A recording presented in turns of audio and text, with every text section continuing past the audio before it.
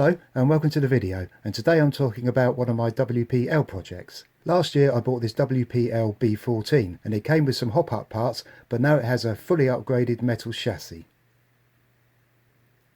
Now since buying that I quite fancied the B24, but seeing as they share the same chassis I decided to buy the body parts instead. But instead of buying all the body parts individually, it actually works out cheaper to buy the B24 standard kit. But before I decided to go for that, this came up on eBay, and it's a brand new, unopened B24 ready to run. And I bought this from a seller in the UK and it cost me £31 delivered. And it's a blue one, which is the version I wanted, and here it is next to my B14. So my idea is to use both these body sets on the upgraded metal chassis. So I took all the parts that I needed off the ready to run chassis, and then I took all the parts off the B14 metal chassis.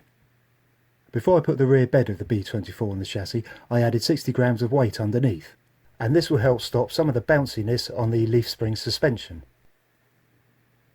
I also added some weight to the front wheels, but I have to use the hard tyres from the ready to run because the kit tyres on the B14 are actually glued to the wheels.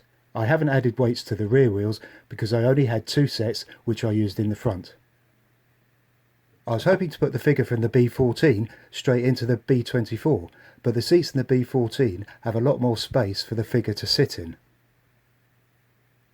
The other problem I had were the seats sit a lot higher in the cab of the B24, so there wasn't enough headroom for the figure as it was. So what I had to do was cut his legs off at the waist, and I've hot glued him into the seat. And here he is, sat in the cab. So here it is with all the B24 parts on the metal chassis, and now it's ready for its first run.